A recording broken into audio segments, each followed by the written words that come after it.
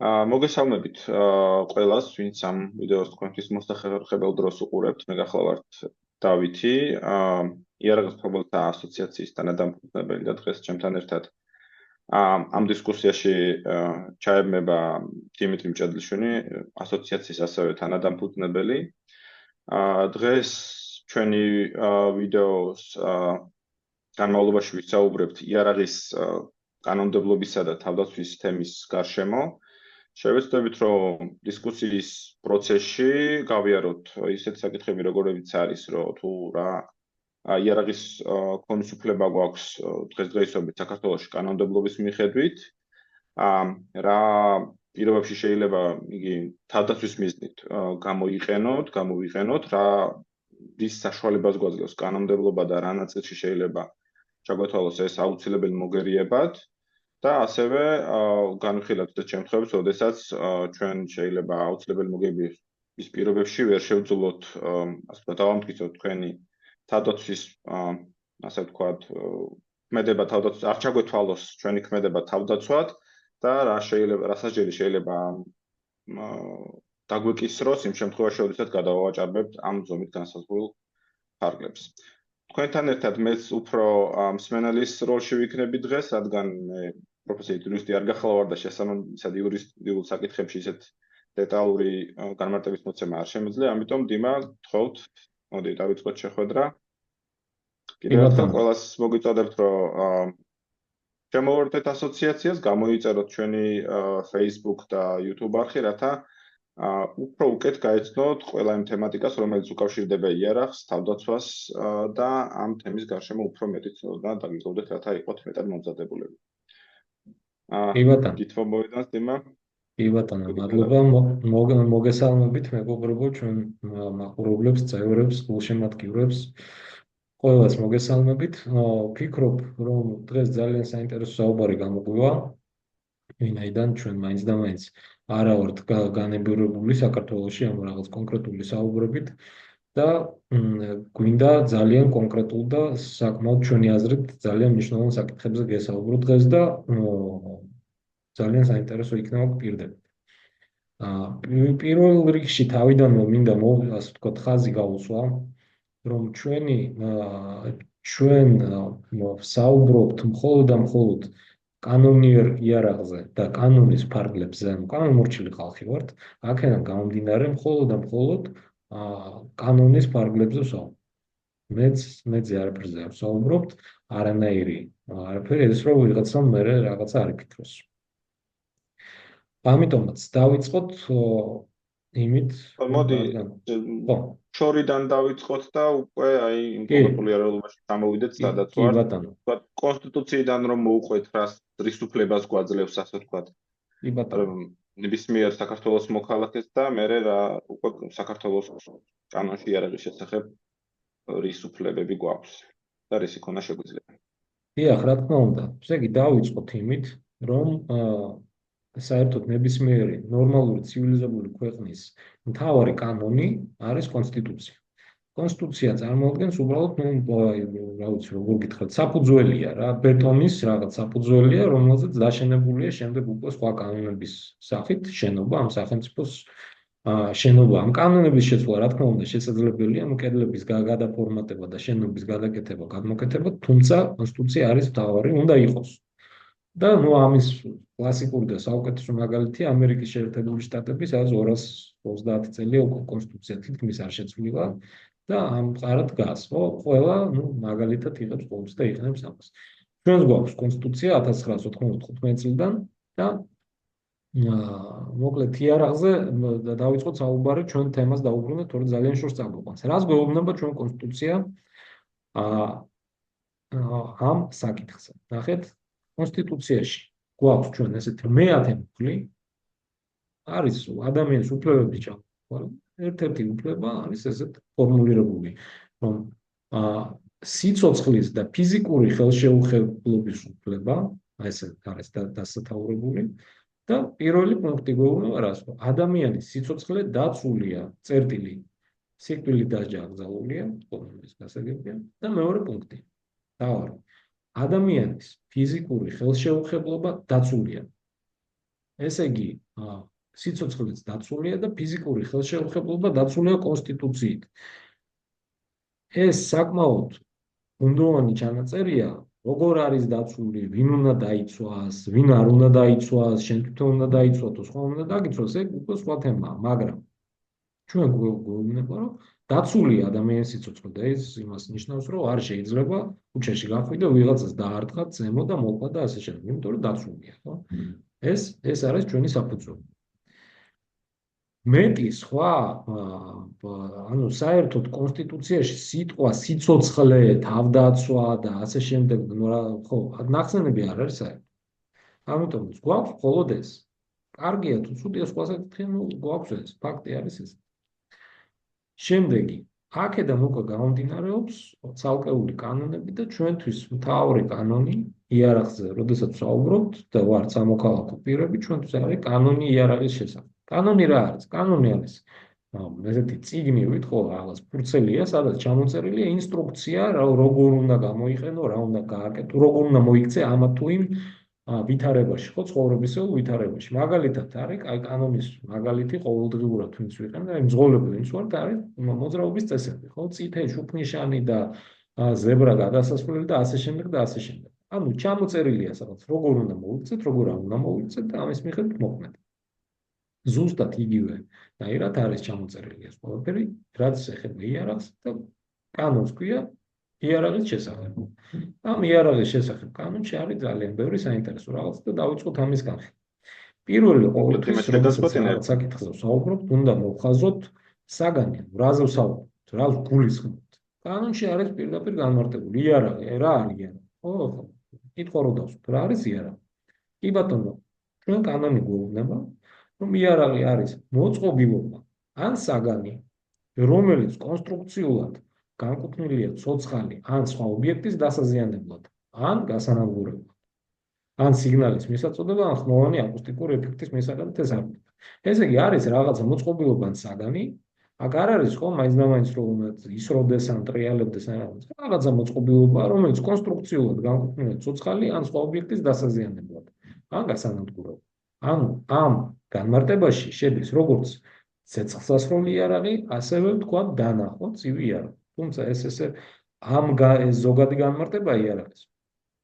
ეს უბრალოდ რომ მოვხაზოთ რა, იარაღი არის ესეთი მოწყობილობა, რომელიც ცოცხალი ან სხვა ობიექტის დასაზიანებლად ან გასანადგურებლად არის პირდაპირ გაკეთებული და შექმნილი.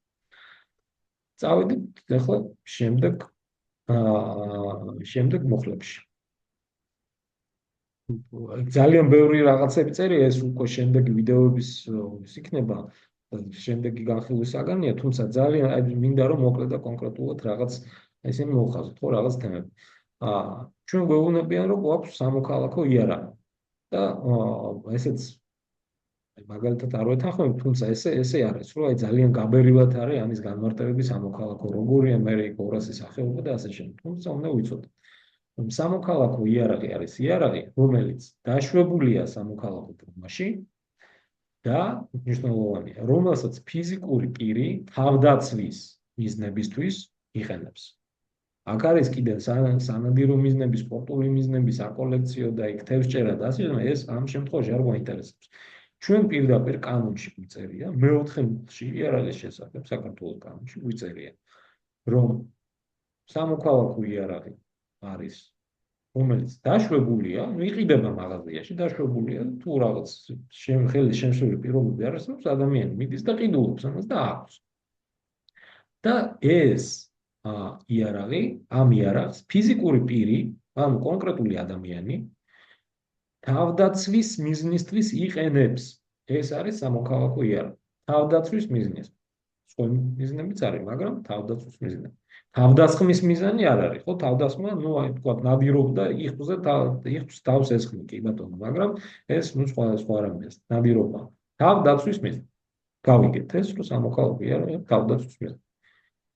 მერე არის ჩამოთვლილი სამოქალაქო იარაღების სახეობა, ნუ ეს ძალიან შორს ვარ წავიდეთ, თავდაცვის იარაღია. ანუ სამოქალაქო იარაღის სახეებია თავდაცვის იარაღი და სანადირო იარაღი. ასევე აქ არის კიდევ ბევრი ჩამონათვალი, მაგას არ შევეხებით, თავდაცვის იარაღია და სანადირო იარაღი. თავდაცვის იარაღი რა არის? თავდაცვის იარაღი არის სამოქალაქო ბრუნვაში დაშვებული და მე მოდის ჩამონატოლი. მოკლედ ცეცხლსასროლი იარაღი, ანუ პისტოლეტი. იქ სიგრძის ლიმიტებიც გვაქვს. მოკლედ არის პისტოლეტი. ან რევოლვერი.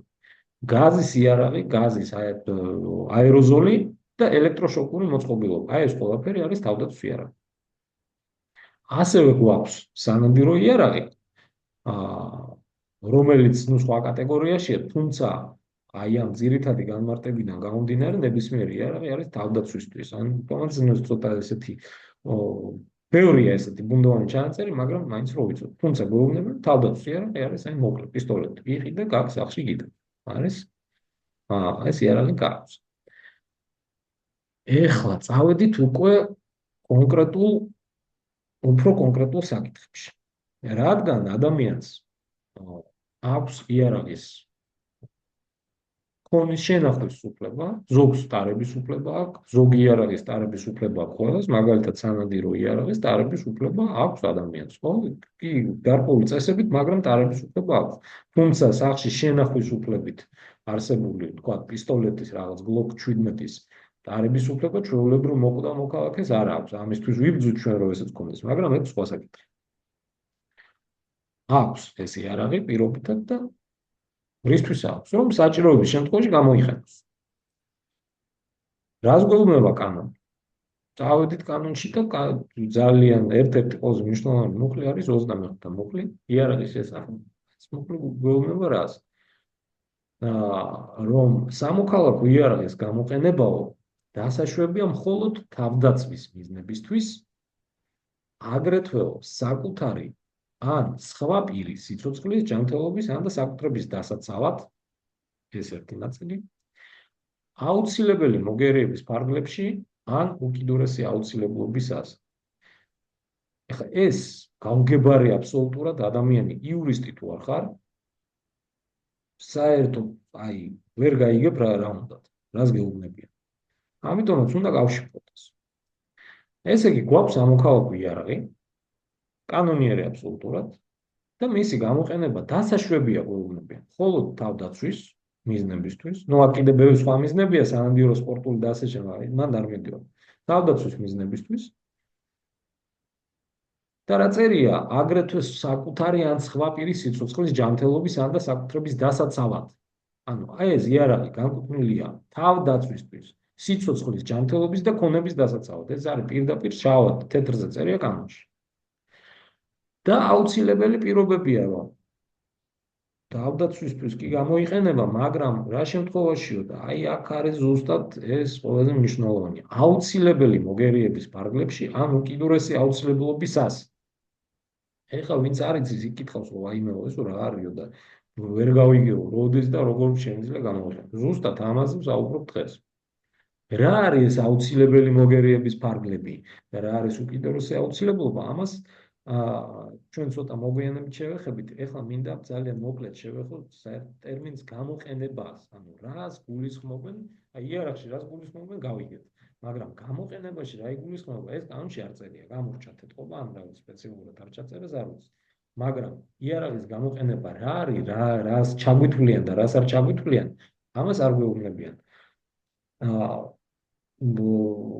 რაც არ წერია, რაც იგულისხმება, ეს არის ძალიან ცუდი და იწვევს ყოველს გაუგებრობას. ამიტომაც ჩვენ მივდივართ ქართულ კანონმდებლობაში, ასევე ვეძებთ ამ განმარტებას. სხვაგან პოულობ ჩვენიერი განმარტება პოლიციის შესახებ, პოლიციელებისთვის განკუთვნილ კანონში და თავდაცვის კოდექსში, რომელიც შეერაღებული ძალებისთვის არის განკუთვნილი, ორივეგან იდენტური განმარტება არის გამოყენების და გამოყენება გვაქვს აქ მოცემული ორნაირი, არის პასიური, არის აქტიური. ძალიან მარტივი. პასიური გამოყენება. რა არის პასიური გამოყენება? პასიური გამოყენება არის იარაღის დემონსტრირება ლეგიტიმური მიზნის მისაღწევად. ანუ რაღაცა ხდება ისეთი, იარაღის ამოღება გახდა საჭირო, სასროლი არ გახდა რა. დაანახა ეს იარაღი, დემონსტრირება მოახდინა, ლეგიტიმურ მიზანს მიაღწია. ჩვენ შემთხვევაში ლეგიტიმური მიზანი რა არის? თავდაცვა, ხო? ამოვიღეთ იარაღი, ვაჩვენეთ პირობით თავდამსხმელს, შეეშინდა დაგვანება თავი. მიღწეულია.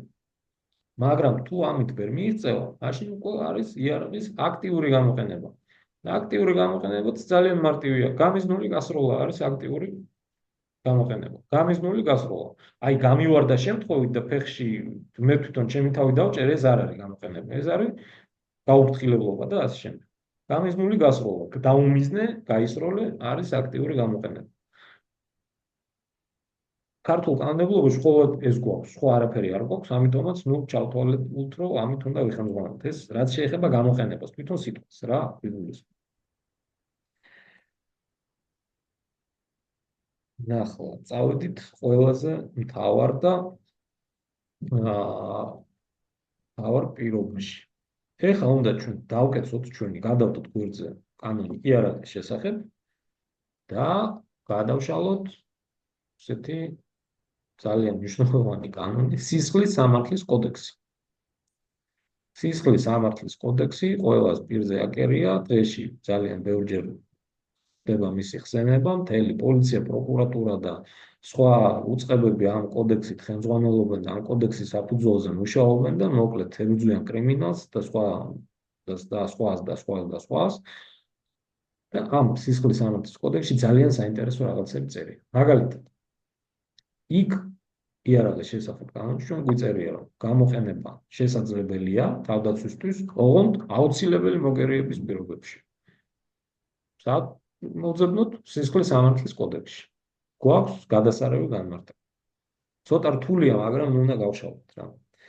ჯერ წავიკითხოთ. ესე იგი, რა არის აუცილებელი მოგერიება? მართლ საწინააღმდეგოდო არ მოქმედებს ისო, ვინც ამ კოდექსში გათვალისწინებულ ქმედებას ჩაიდენსო აუცილებელი მოგერიების მდგომარეობაში. ესე იგი, წამოვიდა განმარტება. ვინც მართლ საწინააღმდეგო ხელყოფისას დააზიანებს ხელმყოფს თავისი ან სხვისი სამართლებრივი სიკეთის დასაცავად. ეხლა ჩვეულებრივმა ადამიანმა გაიგერხა რა უწერია, მაგრამ დიდი არაფერი რა, უბრალოდ ჩახუჭუჭებულია და ეხლა გავშლით ამას, არანაირი პრობლემა არ არის. და მეორე ჩანაწერი არის ეხება აუცილებელი მოგერიების უფლება პირს აქვს იმის მიუხედავად შეუძლია თუ არა მას თავიდან აიცილოს ხელყოფა ან საშუალოდ მოუხმოს სხვას. ძალიან მნიშვნელოვანია, ცოტა მოგვიანებით დავუბრუნდებით ამას. ესე იგი, რას გვეუბნებიან? რომ დაუშვათ ადამიანმა კი მართალია, კი ჩაიდინა დანაშაული. დანაშაული კიდე რა არის? ის რაც წერია სისხლის სამართლის კოდექსში, ხო? სხვა თუ სისხლის სამართლის კოდექსში არ წერია, დანაშაული არა. მაგალითად წერია რა, აი დაჭრა ვიღაცა, ხო? დაჭრა, ესროლა დაჭრა.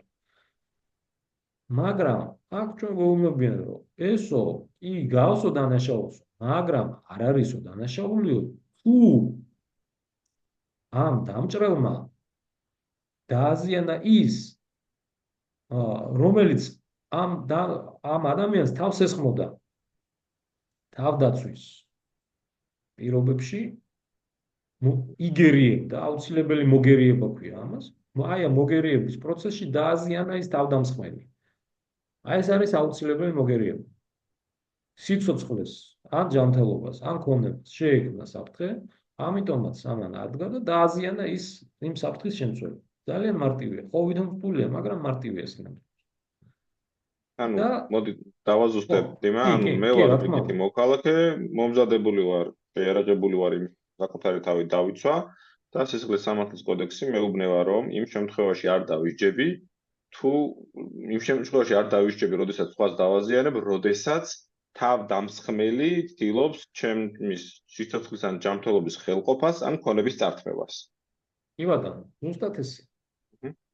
ზუსტად ესე. ამიტომაც გაქვს შენ იარაღის ყიდვის უფლება, შენახვის უფლება, ხანდახან დარების უფლებაც კი და გამოყენების უფლება, რა თქმა უნდა, განსაზღვრულია. ეხლა აქ ესეთი დეტალია. ნახეთ, ყველაზე მნიშვნელოვანი. რომ ჩვენ აი ეს ფარგლები, რაც დაგვიდგინა კანონმა, ამ ფარგლებს არ უნდა გავცდეთ. თუ გავცდებით ამ ფარგლებს, მაშინ უკვე დანაშაულია და პასუხისმგებლობა მოგვიწევს, ამაზეც ვისაუბრებ ცოტა მოგვიანებით, მაგრამ მაინც. ფარგლებს გადაცილებაც განმარტებულია. შენ გეუბნებიან, რომ შენ კი ბატონო შეგიძლია დააზიანო ეს თავდამსხმელი, მაგრამ ამის ფარგლებში და გადაცილებას რას ეძახიან?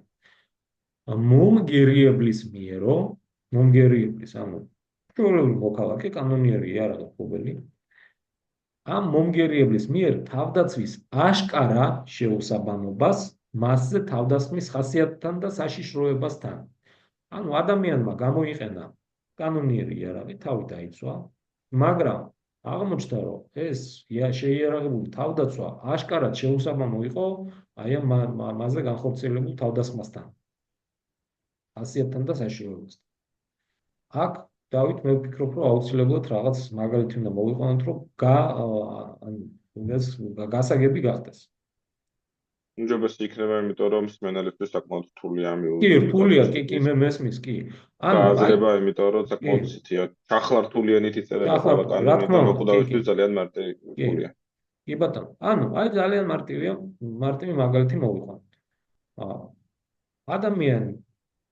ადამიანი იმყოფება თავის სახლში, აქვს იარაღი, როგორც საჭირო ისე შენახული, საკეტი ადევს და ყველაფერი, პისტოლეტი პირობითად, და არ ვიცი, უკაკუნებს კარებზე ვიღაცა. კარებზე უკაკუნებს, გაახედა ვიღაც უცხო კაცია, გაუღო კარები და ეს უცხო კაცი დგას და აგინებს ამას, მაგრამ არაფერს არ აკეთებს რა, იარაღი ამას არ უჩენს, არაფერი, თუმცა შეურაცხყოფა მიაყენა, კი, შეურაცხყოფა მიაყენა და დაპირდა, რომ აი რაღაცას გიზავ, მაგრამ არაფერს არ აკეთებს, თვალია აშკარად. ეს კაცი გამწარდა, წავიდა, მოიტანა პისტოლეტი, ესროლა და მოკლა. გადაცილება გვაქვს, ხო? ანუ გადაცილება კი არა, შეიძლება სხვა რამეს დავარ. ეხლა ცოტა დავამძიმოთ. ეს კაცი, ეს ვიღაცა, ვინც აბრახუნებდა კარებზე, თავს ესხმის ამას, ანუ სახლში შეუვარდა და ცემს. იქვე ქონდა, რა ვიცი, ცოლმა მოუტანა მოხსნა ეს საკეტი, მოუტანა ცოლმა ეს პისტოლეტი, ცემს ეს და ამ კაცმა აიღო და პირდაპირ თავში დაუმიზნა და დაადო ეს და მოკლა სპეციალურად ესე მოკლა. თავდაცვა არის.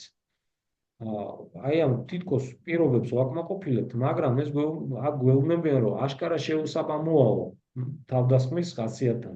ამ ადამიანს იარაღი არ აქვს. კი თავს გვესხმის, მაგრამ იარაღი არ აქვს. ჩვენ შეგვიძლია ალბათ, რომ თავი დავიცვათ ისე, რომ თქვა ფეხში ვესროლოთ, ხო, დავჭრათ და შევაჩეროთ ეს. ან უბრალოდ ჰაერში გავისროლოთ, ან რაღაცა ვქნათ. მაგრამ ნახეთ, აქ უკვე დავის საგანია, ეს შემდეგ ეს სასამართლოში მტკიცდება რა, ეს ყველაფერი, ეს ძალიან რთულია რა, ამისა ეს კონკრეტულ მაგალითზე რთულია. ამიტომაც ეს ყველაფერი ხდება მე სასამართლოში ამის განხილვა და ზუსტად სასამართლოში ეყრდნობიან აი ამ კონკრეტულ ჩანაწერებს კანონში. ამის გარშემო მიდის იქ საუბარი. სხვა აი არაფერი მეტი არ არის. ამის გარშემო და ეს ცდილობს დაამტკიცოს თავის უდანაშაულობა, უпростоროდ სახელმწიფო ცდილობს დაუმტკიცოს ამას დანაშაული და ადამიანი თავს იცავს, ხო, ადვოკატის ან თავის მეშვეობით. ამიტომაც ჩვენ უბრალოდ ძალიან რო არ დაგაბნიოთ, უბრალოდ გვინდა რომ მოვხაზოთ ეს, რომ არსებობს თავდაცვის უფლება, გვაქვს და ასევე დადგენილი ამის ფარგლები. და თუ აშკარა შეუსაბამოა ეს თავდაცვა თავდასხმის ხასიათთან, მაშინ ჩაგვეთვლება გადაცილებაში. და არა, თქვა სხვა რაღაცაში. უბრალოდ გადავაცილებ ფარგლებს. კი, თავს ვიცავდი, კი ბატონო, იარაღი კანონიერი, აგერ მე და ყველაფერი წესიერად მაქვს, მაგრამ გადავაცილებ. ეს გადაცილებაც, რა თქმა უნდა, არის ძალიან თქვაში გადაცილაში თუ სწორად მივხვდი, იგულისხმება, რომ იმაზე მეტი ზიანი მოვაყენიან, იმაზე მეტი ძალა გამოვიყენ მის შესაჩერებლად, ვიდრე ეს ზიანს მომიტანდა. ან დამაზარალებდა, ან მომდინარე საფრთხე არ იყო ისეთი ძლიერი, რომ პირობითად ჯანმრთელობის დაზიანების კანონიერი უფლება მქონოდა. ხო, ნახე, ანუ მომგერიებლის მიერო თავდაცვის აშკარა შეუსაბამო. ანუ თავდაცვა არის აშკარად შეუსაბამო თავდასხმის ხასიათთან. აშკარად შეუსაბამოა, ამას გვეუბნებიან. ეს აშკარად შეუსაბამო რა არის? აი ეს უკვე კონკრეტული სიტუაციიდან გამომდინარე უნდა ვისაუბროთ ამაზე. რა არის აშკარად შეუსაბამო, ხო? ანუ რა უნდა მექნა, რომ არ გადამეცილებინა როგორ უნდა მოქცეულიყავი და ასე შემდეგ. ამის ეს ყოველთვის არის ინდივიდუალური შემთხვევები და ამაზე ესე საუბარი არ გამოვა, იმიტომ რომ კონკრეტულ შემთხვევაზე არის მორგებული. თუმცა ეს არის ძალიან ლოგიკური, ამის თქმაც მინდა რომ ეს მარტო ჩვენთან არ არის, ძალიან ბევრი ქვეყნების უმეტესობაში არის ესეთი პრინციპი ჩადებული. ნუ ახლა აშკარად შეუსაბამო თუ არის, ხო, ნუ არ გითვლიან ლეგიტიმურ თავდაცვაში. თუმცა სასჯელს შევეხებით, აქაც საკმაოდ მობიერი მიდგომა აქვს. ხო, ეს რაც შეეხებოდა აუცილებელ მოგერიებას. გვაქვს კიდე მეორე პირობა, უკიდურესი აუცილებლობა. უკიდურეს აუცილებლობის პირობებშიც ჩადენილი თუნდაც დანაშაული ფაქტიურად შეიძლება იყოს, ხო, გავდეს დანაშაულს, მაგრამ კანონი გვეუბნება, რომ უკიდურესი აუცილებლობის პირობებში ჩადენილი არ არის დანაშაული. და რას გვეუბნება, რომ უკიდურესი აუცილებლობის მდგომარეობაშია ადამიანი, მაშინ, როდესაც სხვას დააზიანებს იმ საფრთხის თავიდან ასაცილებლად, რომელიც ემუქრებოდა თვით დამზიანებელთან ან სხევის სამართლებრივ სიკეთეს, თუ ამ საფრთხის თავიდან აცილება არ შეიძლებოდა სხვა საშუალებით და თუ დაზიანებული სიკეთე ნაკლებ მნიშვნელოვანი იყო, ვიდრე გადარჩენილი სიკეთე. აქ თუ წინა აუცილებელი მოგერიება კონკრეტულად არის, ჩვენ შეგვიძლია მოვაყოთ იარაღის ამბავს, უკიდურესი აუცილებლობა მთლად შეიძლება იარაღს არ შეეხებოდეს და სხვა რამესაც შეეხებოდეს, თუმცა მათ შორის იარაღსაც შეეხება. ძალიან უარ ჩავხლართოთ, მოკლედ, აქაც დაახლოებით შინაარსი იგივეა, ანუ არის თავდასხმა ჩემზე, მე მაქვს კანონიერად იარაღი, ცივი თუ წესასწაული თუ რაც არის და აი ამ საფრთხის თავიდან ასაცილებლად, რომელიც ჩემს სიცოცხლეს აშკარად ემუქრო, ავდექი და დავაზიანე ეს თავდამსხმელი. ეს არის და ეს, ამის მთელი შინაარსი. მოკლე რეზუმესავით რომ გავაკეთოთ, შევაჯამოთ. ძალიან გამოდის რომ უკიდურესი აუცილებლობა ნიშნავს რომ ჩემი მოქმედება აუცილებელი იყო რაღაცა უფრო უარესი შედეგის თავიდან ასაცილებლად. სწორი შეჯამება შეიძლება ეს ფორმულირება?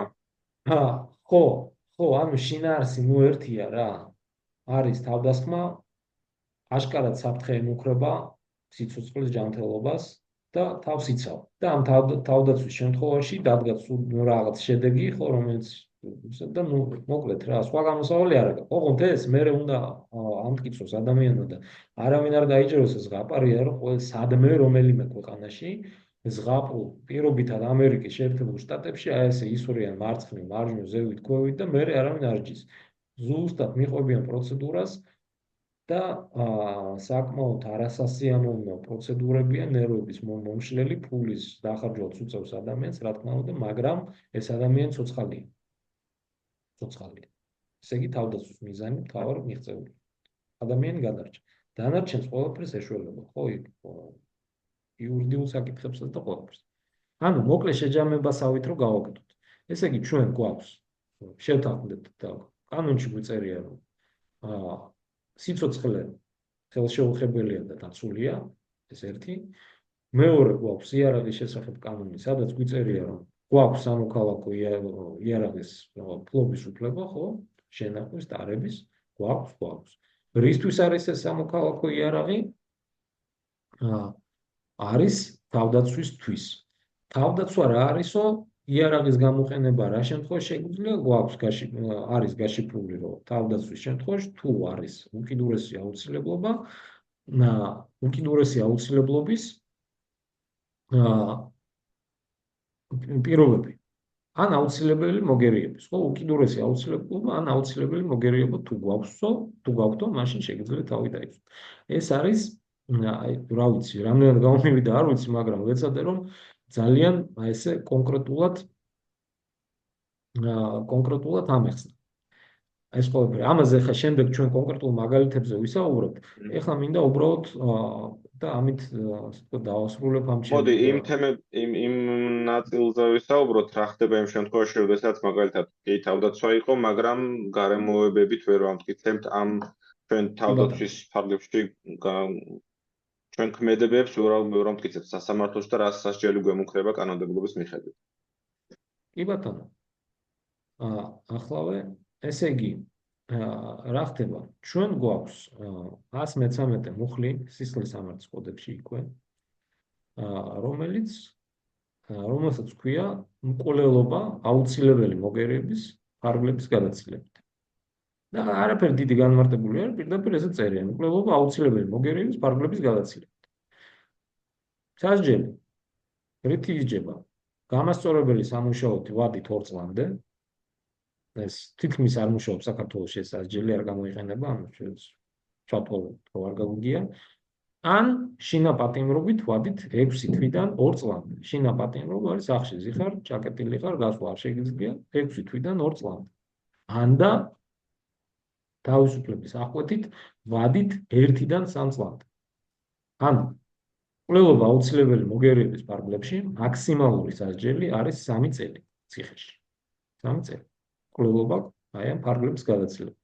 მაგრამ თუ და ამას შეეცდებიან აუცილებლად მის დამტკიცებას შენთვის რომ განზრახ მკვლელობა იყო, განზრახ მკვლელობა არის 20 წლამდე და უვადო და მთელი ამბავი. ხოლო აუცილებელი ფარგლების მოგერიებით ესეა.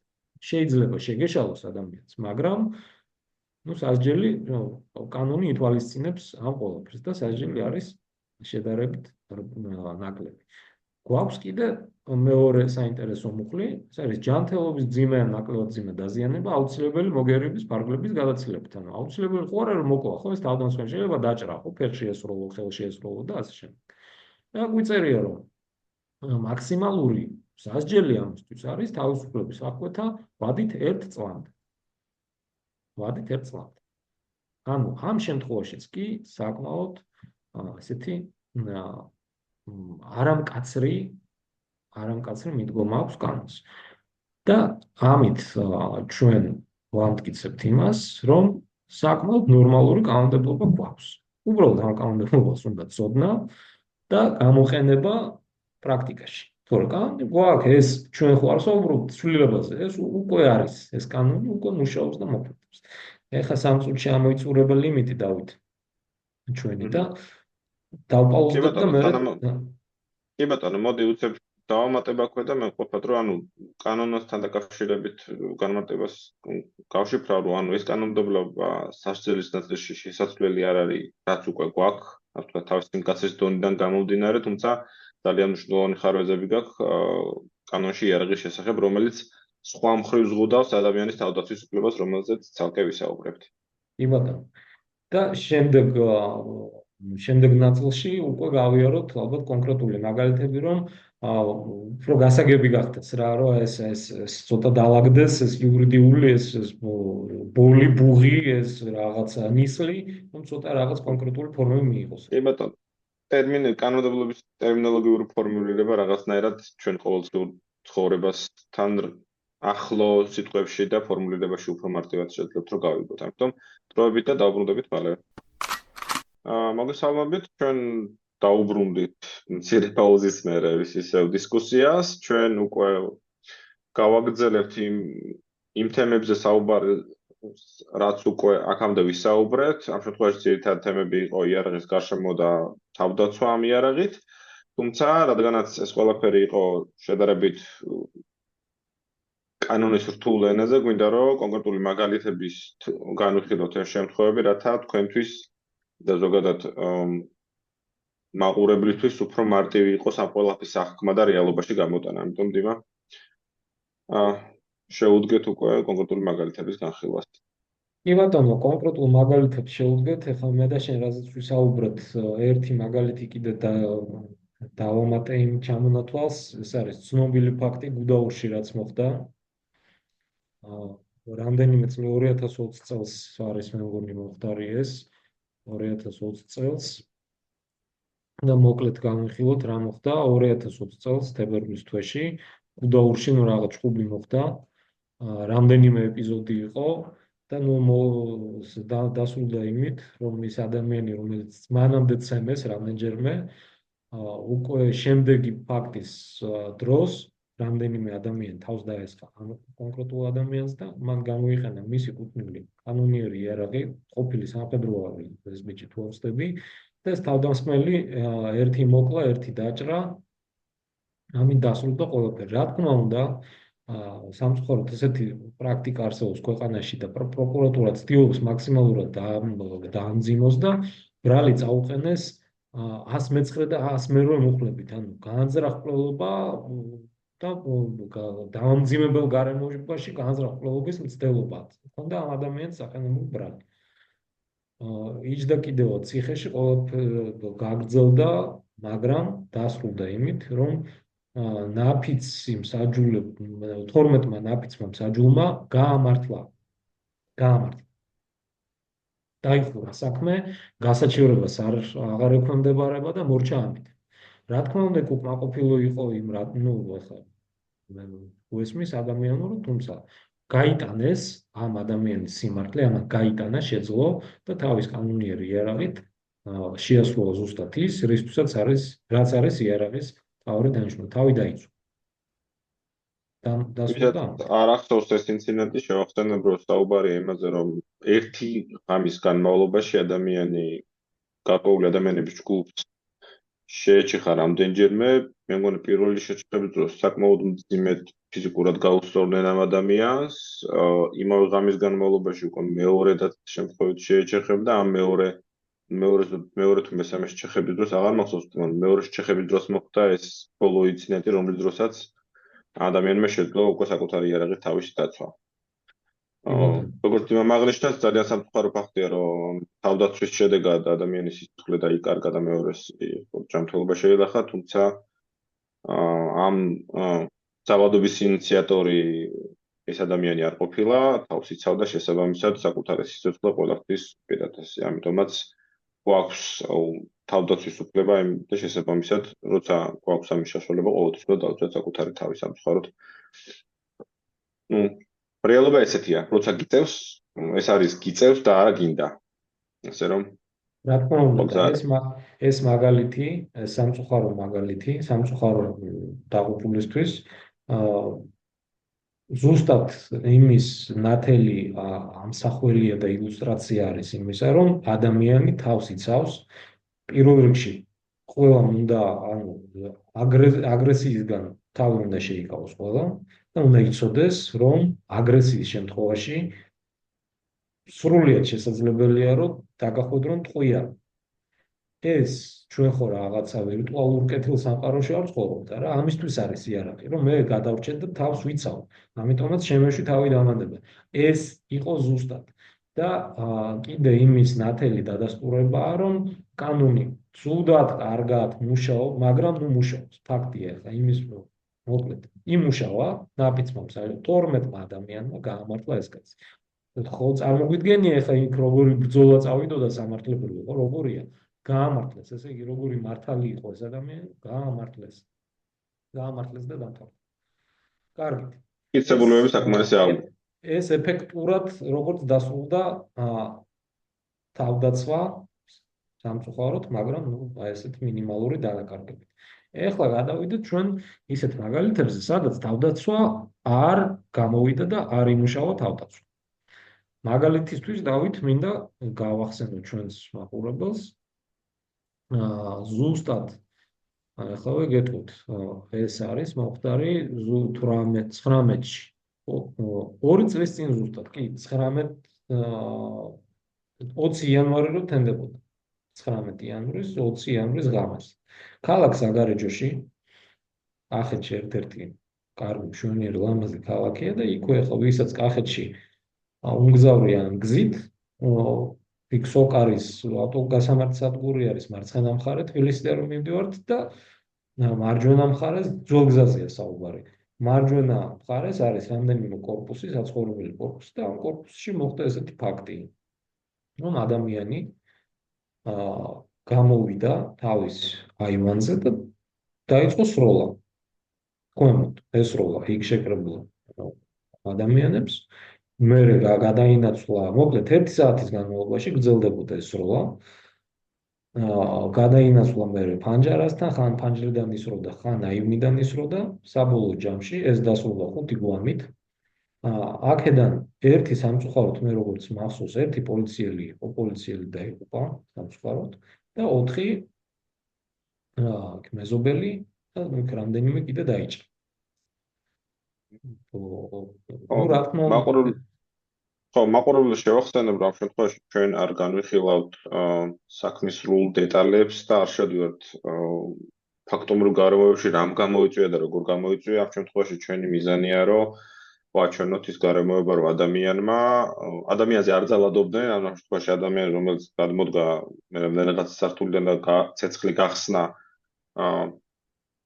არა თავდამსხმელზე, არამედ თვითონ იყო თავდამსხმელი, ამ ადამიანმა შეძლო ის, რომ დაახლოებით როგორც იმამაღლეში 1 საათის განმავლობაში მოსპო 5 ადამიანის სიცოცხლე და იმის გამო, რომ ეს ყველაფერი გაგრძელდა ამდენი ხანი, დაზარალებულთა რაოდენობა გაცილებით მაღალია, ვიდრე ეს შეიძლება მომხდარიყო სხვა ისეთ ქვეყანაში, მაგალითად, ამ დისკუსთან ერთად გამახსენდა ინციდენტი, რომელიც მოხდა ამერიკაში ერთ-ერთ ეკლესიაში, როდესაც ადამიანი შევიდა იქ, ასე ვთქვათ, მასიური ზიანის მისაყენება და ცეცხლი გახსნა მისი კუნული ცეცხლსროლი იარაღიდან, თუმცა იმის გამო, რომ მასთან ასევე გვერდით არსებობდნენ ადამიანები, შეიარაღებული იყვნენ, მხოლოდ მოახერხა, რომ 2 ადამიანი დაეზიანებინა. და აღარ მახსოვს ხა გადარჩნენ თუ არა ეს ადამიანები, მაგრამ აქ მნიშვნელოვანი გარემოება არის ის, რომ ადამიანი შევიდა სხვისი სიცოცხლის ხელსაყოფად დახურულ სივრცეში, სადაც ძალიან ბევრი ადამიანი იმყოფებოდა და ეს ადამიანთა რაოდენობა მინიმუმამდე იმით შემცირდა, რომ სხვა ადამიანი აღმოჩნდა, ვინც შეძლო ამ ადამიანის სხვა ადამიანების გადარჩენა. შეიძლება ესე შევაფასოთ ეს გარემოება, თუმცა მსგავსი სიტუაცია არ ჰქონდა ამ კონკრეტულად საგარეჯო შემთხვევაში, რადგანაც პირმა მოახერხა 1 საათის განმავლობაში, რომ ასე ვთქვათ, პირის გაჩერება 1 საათის განმავლობაში ვერ შეძლეს რა. ეს რომ მომხდარიყო ქვეყანაში, სადაც თუნდაც, რავი, ახლო-მახლო სხვა კანონმორჩილი მოქალაქე ყოფილიყო შეიარაღებული, რომელსაც იქნებოდა შესაბამისი უნარი და შესაძლებლობა, რომ შეეჩერებინა ეს ადამიანი, არ დავკარგავდით 5 ადამიანს და შეიძლება ეს ყველაფერი დამთავრებული იყო მხოლოდ ერთი მსხვერპლით. თუმცა რეალობა ის არის, რომ ადამიანმა შეძლო ის, რაც შეძლო იმ პირობებში, როდესაც საქართველოში ეფექტურად შეზღუდულია იარაღის ფლობა და შეზღუდულია ამ საკუთარი იარაღით უნარების განვითარების შესაძლებლობა. ამაზე ცალკე ვიდეოებს ჩავწერ, თუმცა საბოლოო ჯამში შედეგი დადგა, რაც დადგა. ამ რეალობას ჩვენში. კი ბატონო, და ჩვენ იმაზე ვცვალებთ, დღევანდელი კონკრეტული ჩვენი საუბრის თემა ზუსტად ის არის, რომ ადამიანს, რომელსაც უკვე აქვს ეს იარაღი, უბრალოდ არ იცის თავის უფლებები, არ იცის, რა დროს შეუძლია მას გამოყენება ამის და ეს დასრულდა ტრაგედიით. და ჩვენ კარგად უნდა გავიხსენოთ, რომ ამ კონკრეტულ შემთხვევაში თავდამსხმელი არ დაუკავებია პოლიციას და პოლიციას არც მოუკლავს, თავი მოიქვა, სანამ თბილისიდან სპეციალური დანიშნულების დანაყოფი ჩამოვიდა საგარეჯოში. საგარეჯომდე არის 1 საათნახევრის გზა, ხო? სულ ძალიან სწრაფადია, რომ 1 საათი. სანამ ეს დანაყოფი მივიდა ადგილზე, იქ ადგილობრივი პოლიცია რას აკეთებდა, ეს კიდე სხვა ცალკე განხილვის საგანია. ის საწყალი პოლიციის თანამშრომელი რატო დაიღუპა? ეგეც ცალკე საგანია განხილვის, მაგრამ ფაქტი ის არის, რომ ვერავინ ვერ შეძლო, მათ შორის პოლიციამ, ადგილობრივმა პოლიციამ ვერ შეაჩერა შეიარაღებული მკვლელი, რომელმაც 5 კაცი მოკლა. და თავი რომ არ მოეკლა, ჩვენ ახლა რა თქმა უნდა არ ვიცით რა მოხდებოდა ეს სხვანაირად რო წასულიყო, მაგრამ წარმოვიდგინოთ, რომ გამოვიდა ქუჩაში და გააგრძელა აი ესე სროლა უმისამართოთ, ან მისამართით, რა ვიცი, იქვე იყო მაღაზია, იქვე იყო მოკლედ ადამიანები იყვნენ.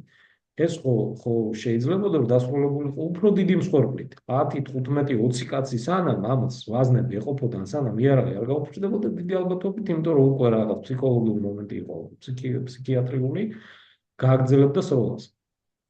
და მეორე მოდი დაამთავრდა მე შევეკითხები.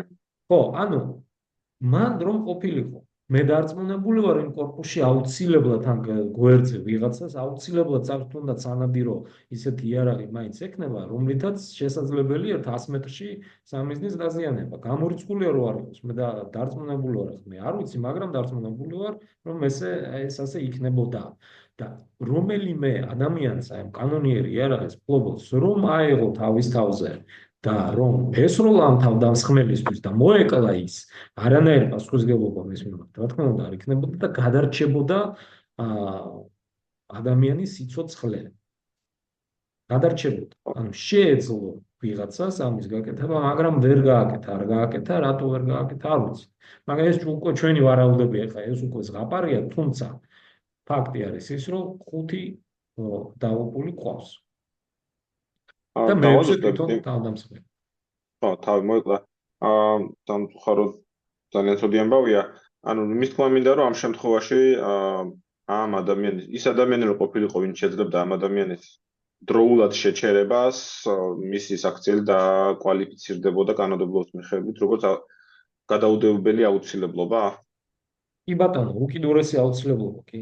უკიდურესი აუცილებლობა. კი, და აუცილებელი მოგერიება, რა თქმა უნდა, იმიტომ რომ სხვისი, ხო, ვიწერია ჩვენ პირველ ნაწილში, რაზეც ვისაუბრეთ, რომ სხვისი სიცოცხლე შეიძლება ამის სიცოცხლე ამ პოტენციური მსროლელის, კეთილი მსროლელის, კაი ადამიანის სიცოცხლეს საფრთხე არ ემუქრებოდა, მაგრამ ის ხო ხედავდა, რომ სხვას ემუქრებოდა აშკარა საფრთხე, ამიტომაც რომ მოეკლა ეს თავდამსხმელი, რომ ესროლა მისთვის, ანუ სრულად, აბსოლუტურად 100%-იანად ეტეოდა კანონმდებლობის ჩარჩოებში, ფარგლებში და შეიძლება საერთოდ აი ერთი დაკითხვით შემოფარგლულიყო ეს ყველაფერი, იმიტომ რომ აი რაზე უნდა ელაპარაკო, ხო, რაზე ადამიანი ავტომატს ისურვებს, აი მინდან და მეორე მათგადა ეს მოკლა. დამთავრებული ამბავია. სამწუხაროდ ეს ვერ მივიღეთ ეს შედეგი და ძალიან ცუდი შედეგი დადგა. აი ეს ალბათ გაუთვითცნობიერებლობის ამბავია და ზუსტად ამას ვებრძვით ჩვენ, ამისთვის ვწერთ ამას და ვაგრძელებთ საუბრებს და მომავალშიც გავაგრძელებთ, რომ ჩვენ გავაგებინოთ ჩვენს წევრებს და შეიძლება ვიღაცა წევრი არ იყოს, კანონმდებლობით რა არის და როგორ არის, რა ჩარჩოებში შეგვიძლია მოქმედება. ხო, გადავიდეთ კიდე სხვა მაგალითზე, ხო? სხვა მაგალითი გადავინაცვლოთ საგარეჯოდან იქვე რუსთავში. ამ ტრაგედიიდანაც თებერვალში, ზუსტად 1 წელი შესრულდება, 1 წლის წინ თებერვალში ახალგაზრდა ბიჭი შევიდა რუსთავის ბაზარში და სანადირო ტოპით მოკლა 4, ხო, მე მგონი, აღარ მახსოვს ზუსტად. 3. ხო, 4 ადამიანი მოკლა. 4 ადამიანი მოკლა. და როგორ მოკლა? ანუ უბრალოდ ესე დაერია ამ ხალხს და სრულად ეს გაიარა ეს რაღაც ხორცის თუ რაღაც რიგი და დახოცა ეს ხალხი.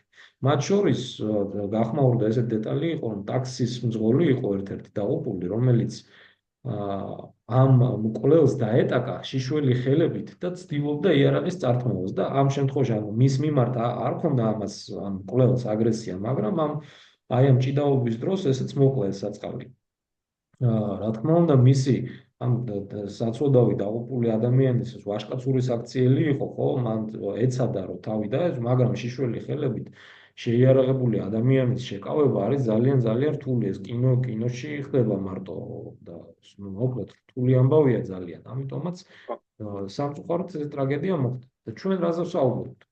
ვინმეს თუნდაც ამ ვაჟკაც ადამიანს რომ ქონოდა კანონიერი იარაღი, ეს ტრაგედიაც არ მოხდებოდა, იმას უბრალოდ იმ მკვლელს მოკლავდნენ ადგილზე და ამთავრდებოდა ამით. ამ შემთხვევაში უნდა ხაზი გაუსვათ იმ რეალობას, რომ დღევანდელი კანონმდებლობა თავისი დამოკიდებულებით კანონმორჩილი ადამიანებისადმი ჩაგრულის პოზიციაში ამყოფებს კანონმორჩილ მოქალაქეს. იმ პირობებში, როდესაც ასე ვთქვათ, კრიმინალი მაინც სულ არ აინტერესებს კანონმდებლობაში რა წერია, იღებს იარაღს, ეუფლება უკანონოდ, მიდის და მისი მიზანი არის, რომ დააზიანოს ადამიანის ჯანმრთელობა ან სიცოცხლე, მისთვის კანონის უერთია და ის შეზღუდვები, რომლებიც დღესდღეობით კანონმდებლობაში გვაქვს, იარაღის ფლობასთან, ტარებასთან და იარაღით საბრძოლო მომზადების გავლის საკითხებთან დაკავშირებით, საბოლოო ჯამში არათანაბარ მდგომარეობაში აყენებს რიგით მოქალაქეს, რომლის მიზანიც კეთილშობილია, რომ ძირითადად შემთხვევაში მას სურს საკუთარი თავისა და გარშემოყოფების სიცოცხლის დაცვა. ამ ადამიანმა, რომელიც უბრალოდ ასე შეიძლება ჩაერთოთ ბრძოლაში ჩაება შიშველი ხელებით, საბოლოო ჯამში საკუთარ სიცოცხლეს გამოესალმა რა. უბრალოდ იმიტომ რომ მას არ ქონდა, არ იყო სათანადოდ შეიარაღებული იმისთვის რომ ერთდროულად დაეცვა სხვები და ამავდროულად საფრთხეში არ ჩაეგდო საკუთარ სიცოცხლე. იმ სიტუაციაში, როდესაც ერთი მხარე არის შეიარაღებული, შეუიარაღებული მხარისათვის წინააღმდობის ის გაწევა, რა ვიცი, მართლა როგორც მაღაშა, მაგრამ კინოებში ხდება, რომ შეიარაღებულ ადამიანს შიშველი ხელებით შეიძლება ეფექტურად გაუმკლავდა ისე, რომ საკუთარ ჯანმრთელობას საფრთხე არ შეუქმნა, კი არა, რაღაც ზიანი არ მიიღო. ამიტომ ჩვენ ზოგადად იარაღებულთა ასოციაცია მივისწრაფვით, რომ კანონმორჩილი და მაღალი პასუხისმგებლობის მქონე ადამიანებს მივცეთ შესაძლებლობა, რომ არა მარტო შეიძინონ, არამედ ასევე ჰქონდეთ საშუალება, რომ დაეუფლონ ცოდნას როგორ სწორად გამოიყენონ იარაღი, იყვნენ ეფექტურები, რათა მათი უპირველესი უფლება და თავისუფლება დაითვალან საკუთარი და გარშემოუყოფთა სიცოცხლე. და არ იყვნენ ამ ურთიერთობაში შეიძლება ესე დავარქვათ მოძალადესთან ჩაგრულის პოზიციაში, იმიტომ რომ შეუიარაღებელი ადამიანი შეიარაღებულთან ყოველთვის არის დაჩაგრული. ანუ, როდესაც ასე ვთქვათ, ყაჩაღი იქნება თუ მოძალადე იარაღით მოდის შენთან, შენ გაქვს არჩევანი არა გაქვს. ნუ არჩევანი მარტო სამწუხაროდ ასეა. მეტიც დავით პოლიციელებიც კი ხშირ შემთხვევაში დაუცველები არიან, ჩვენ რომ განვიხილოთ, ამაზე ხო არავინ არ ლაპარაკობს. ბოლო წლების განმავლობაში გაცილებით მეტი პოლიციელია დაღუპული დამნაშავის ხელით, ვიდრე პირიქით. ეხლა სასჯელს იხდის ერთი კონკრეტული ადამიანი, რომელმაც რამდენიმე პოლიციელი ახალგაზრდა ბიჭი მოკლა, შეიარაღებული პოლიციელი, სამსახურში მყოფი პოლიციელი მოკლა ამ არ ვიცი ახლა არ მინდა რომ ცოტა ცუდი სიტყვა ვთქვა, ამ ადამიანმა მოკლა და ის ცოცხალია, ესენი არადა პირიქით უნდა ყოფილიყო. სამწუხაროდ პოლიციელებმაც კი ვერ დაიცვეს თავი, ეს უკვე სხვა განხილვის საგანია. სხვა თემაა, ამას ჩვენ აუცილებლად განვიხილავთ, ჩვენ ვსაუბრობთ ყველაფერზე, თუმცა ამ საუბრის საკითხი არ არის. მაგრამ ესეთ ფაქტიც იყო. და გადავიდეთ უკვე ესეთ მაგალითებზე, სადაც უკვე იარაღის ფიგურირებამ პრევენციული მექანიზმი იყო ამ შემთხვევაში და თავისი საქმე გააკეთა. კი, გადავიდეთ, რა თქმა უნდა, ეს არის ძალიან კარგი მაგალითი. ეხლა მეგობრებო, მე რა თქმა უნდა, ჩვენ გვესმის, ახლა მიმდინარე პოლიტიკური მოვლენების ფონზე ყველას თავის აზრი გააჩნია. საზოგადოება სამწუხაროდ გაყოფილია ორად, იმის მომხრეები, ამის მომხრეები, თუმცა ჩვენ ნახეთ, ჩვენ ვსაუბრობთ ესეთ მხოლოდ ფაქტებზე, ხო, ამიტომაც ყოველს მოგიწოდებთ, რომ ეხლა ჩვენ მაგალითიც უნდა განვიხილოთ, აქ არ იკვეთება ვინმეს სიმპათია, ანტიპათია მაგალითში მონაწილე ადამიანის და პოლიტიკოსის მიმართ. უბრალოდ განვიხილავთ ფაქტი, რაც მოხდა, რაც შეიძლებოდა რომ მოხდარიყო და რა არ მოხდა. ანუ არის ესეთი ადამიანი ზურაბ გირჩი ჯაფარიძე, ოფიციალურად ესე ქვია გირჩი, სახელის ნაწილია. და შარშან იყო ხო 2024-ში, მაისის თვეში, მაშინაც ესეთი აქტიური პროტესტები მიმდინარეობდა ქვეყანაში და დაფიქსირდა რამდენიმე ფაქტი, როდესაც გაურკვეველმა დღემდე ჩვენ არ ვიცით სამართლებრივად რა ბედი ეწია იმ ადამიანებს, ანუ მოხდა რამდენიმე ფაქტი თავდასხმა, მოკლედ ვიღაცეებმა ნიღბიანმა ვიღაც გაუგებარმა ხალხმა ცემეს კონკრეტული ადამიანები.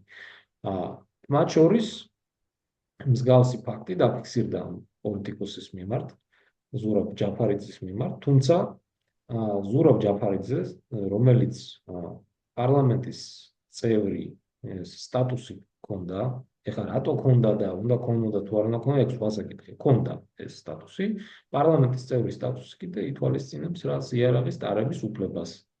შესაბამისად, ზურაბ ჯაბარიძეს კანონიერად ქონდა თან იარაღი და მასზე თავდასხმის თვითონ როგორც ამბობს, მისი სიტყვებით და მისი აღწერით ესე იყო, რომ დაინახა იქ რამდენიმე ნიღბიანი თუ უნიღბო ადამიანი, რომლებიც მოკლედ საფრთხე აღიქვა მათი მხრიდან, ბევრი რომ არ გავაგრძელოთ და იარაღის დემონსტრირებით და თუ არ ვცდები ერთი გასროლაც განახორციელა ჰაერში. გასროლა მგონი არ ყოფილა თუთხურად. არა, ხო, ну, მოკლედ ამიყვანა რა, ხო, დასაზუსტებელია, მაგრამ ვიდეოც იყო, მე მახსოვს თვითონ ამ ადამიანს ჰქონდა გადაღებული, ну, აშკარად იარაღი ამოღებული აქვს და ესეთი გზავნილიც აქვს ამ პოტენციური თავდასხმელების მიმართ, ხო, რომ მე იარაღი მაქვს, არ მოყვიდეთ, თორე ამ იარაღს გამოვიყენებ. და ყველაფერი დასრულდა იმით, რომ ეს გადარჩა არც არავის არ უცემია, არც არავის, ანუ არაფერი არ მოხდა და ეს ადამიანები გაიქცნენ. მისივე გავიმეორებ, მისივე ამ ზურაბ ჯაბარიძის გადმოცემითვე ესე მოხდა. თუ ჩვენ ჩავთვლით, რომ ეს ყველაფერი და რა ვიცი, მე მგონი არ აქვს საფუძველი რომ ამას შევიტანოთ, თუმცა თუ ჩავთვლით იმას, რომ ეს ყველაფერი რეალურად ესე მოხდა, ესე იგი ამან იმუშავა, ხო? იარაღმა გასროლის გარეშეც კი გადაარჩინა მისი მფლობელი. კანონიერმა იარაღმა. კანონიერ იარაღზე საუბარი, ქონდა უფლება ადამიანს, ეხლა ეს კაცი მოგწონთ თუ არ მოგწონთ. აი ეგ სხვა საკითხია, ქონდა იარაღის ტარების უფლება, გამოიყენა ეს იარაღი, პასიურად გამოიყენა და გადარჩა. ეს არის როგორც მაგალითი, მე ვთვლი, ჩემი პირადი ჩემი მოსაზრებით, არის ძალიან კარგი იმისი, საილუსტრაციო, რომ ეს აი მაგალითს გავაგრძელებ ამ კონკრეტულ მაგალითთან და იმავე კონტექსტში მეორე მაგალითსაც მოვიყვანთ. ხა ეს პირველი მონოკვეთი რა შევაფასოთ, რომ გვაქვს სიტუაცია, როდესაც არიან თავდასხმელები, მოხდა მათი იდენტიფიცირება და თქვა იარაღის პასიური გამოყენებით მოხდა დანაშაულისა და ზიანის მიყენების პრევენცია იმის ხარჯზე, რომ ადამიანი იყო შეიარაღებული და ლეგალურად შეიარაღებული, ქონდა ყველაფრის უფლება. საშუალება, მოდი ესე დავარქვათ, იმიტომ რომ იმავე კონტექსტში და იმავე სიტუაციაში მისივე თანამოაზრე ბორიჩ ჩელაყურია, რომელსაც არ აქვს შესაბამისი სტატუსი და არ აქვს ლეგალურად კანონიერად იარაღის ტარების უფლება, გახდა თავდამსხმელების მსხვერპლი და მიიღო თავის არეში დაზიანება. ანუ რა გამოვიდა, რომ სიტუაციაში, როდესაც ადამიანი შეიარაღებული და მზად არის და აქვს ამის საშუალება, იარაღი არის პრევენციის მექანიზმი, ხოლო მეორე შემთხვევაში, როდესაც თავდამსხმელი აძლევს თავდასხმას არაფერი არ აჩერებს, ასე ვთქვათ, ადამიანის ფიზიკური შესაძლებლობების გარეშე და როდესაც ადამიანი მარტოა ან რიცხობრივად მეტი ადამიანი მოდის ვიდრე ინდივიდი, ანუ 2-3 ადამიანი რო გეცხოს ყოველთვის მეტი შესაძლებლობები, მეტი შანსი აქვს თქვათ, ანუ მათ არაფერი არ აკავებდათ, ამ კონკრეტულ ადამიანს არ ჰქონდა იარაღი, შესაბამისად მოახერხეს და ზიანი მიაყენეს ადამიანს. ძალიან მარტივი ეს ყველაფერი ხდება დროის ძალიან მოკლე ინტერვალში, გულისხმობ, რომ კონტექსტი იგივეა, სიტუაცია იგივეა, უბრალოდ ერთ შემთხვევაში არის ადამიანი შეიარაღებული, მეორე შემთხვევაში ადამიანი არის შეუიარაღებელი. და გვაქვს მოცემულობა, რომ ერთი დაზარალდა, მეორე არა. ანუ იარაღი თავის საქმეს აკეთებს, თუნდაც გასროლის გარეშე პასიური გამოყენებით. რა თქმა უნდა, და საერთოდ ну არ ვიცი ეს უნდა იცინო ადამიანმა თუ უნდა იტირო, რომ ამაზე საერთოდ საუბარი არის საჭირო. იმის მტკიცება, რომ იარაღი იცავს თავის საქმეს აკეთებს, კანონიერი იარაღი ნორმალური კანონმორჩილი ადამიანის ხელში. ეს იარაღი ამის მტკიცება ვიწევს, რომ ეს უნდა იყო არა და ესია ეს როგორც აი არ ვიცი წყალი რო თხევადია და ხანდახან ყინულია და მოკლედ ანუ ფიზიკას ხო არავინ არ დავალს ფიზიკურ მოვლენებზე, ხო? მზე არის და არის, ხო, არის. შეიძლება დააკვირვას, მაგრამ ნუ ხო მზე არის. ესეც ესია, მაგრამ ამის მტკიცება გვიწევს სამწუხაროდ. ხო, სამწუხაროდ სიტუაცია ესე არის, რომ ზოგადად იარაღი არის ინსტრუმენტი და ინსტრუმენტის სწორ გამოყენებას გასაზღვრავს ის პირის ხელშიც არის ეს ინსტრუმენტი. ანუ კარგი ადამიანის და კანონმორჩილი და პასუხისმგებლიანი ადამიანის ხელში იარაღი ყოველთვის არის თავდაცვის როგორც პირადი, ასევე დაშავმყოფობის და თავდაცვის ინსტრუმენტი, ხოლო ვთქვათ, ძალადობისკენ მოტივირებული ადამიანის ხელში ეს არის თავდაცვისა და გაჭაღობის და ძალადობის და რაღაც დაზიანების ინსტრუმენტი. ამიტომ სახელმწიფოს დამოკიდებულება, რაც დღეს არსებობს იარაღთან მიმართებაში, რომ ყველა ერთ ქვაბში მოუხარშოთ და ყველა ერთ დაფაში მოუხრაკოთ, არასწორია იმ ნაწილში, რომ კრიმინალი კიდევ ერთხელ გავიმეორებ, რომ მაინც კანონის ზემოთ შეიძლება დგას თუ არა დგას, კანონს მაინც არ ითვალისწინებს და მაინც ეუფლება ცეცხლსასროლი იარაღს და მაინც არის უპირატეს მდგომარეობაში და ამ შემთხვევაში, როდესაც კანონმორჩილ პასუხისმგებლიან მოქალაქეს არ აქვს თავდაცვის საშუალებებზე წვდომასთან ერთად წვდომა მისი სახლის მიღმა, ესე შეიძლება ითქვას, რადგანაც თავდაცვითი იარაღის ყიდვა შეიგიძლია, მაგრამ სახლში დადების პირობით, სახლის მიღმა დაუცველია იგივე კანონმორჩილი მოქალაქე. ხოლო კრიმინალს ეს ყველაფერი არ აკეთებს. ამიტომ ერთ ქვაბში მოხარშო კრიმინალი და კანონმორჩილი მოქალაქე არასწორია და საბოლოო ჯამში ზარალდება კანონმორჩილი მოქალაქე, იმიტომ რომ მხოლოდ ის იცავს კანონს ამ მოცემულობაში. და ჩვენი მიზანიც ის არის, რომ საკანონმდებლო მოცემულობა შევცვალოთ იქითკენ, რომ ადამიანი, რომელიც არის კანონმორჩილი, პასუხისმგებლიანი, აქვს უნარი და ცოდნა იმისთვის, რომ იარაღი გამოიყენოს სწორი თავდაცვითი მიზნებისთვის, ჰქონდეს საშუალება, რომ შეიძინოს და ატაროს იარაღი. ანუ კრიტიკულად მნიშვნელოვანია ხაზი გაესხვას, რომ აქვს უნარი, აქვს ცოდნა და მისი თუნდაც ჯანმრთელობის მდგომარეობა და მისი ცხოვრების წარსული იძლევა საშუალებას, რომ ითქვას, რომ ეს არ არის მოძალა დე.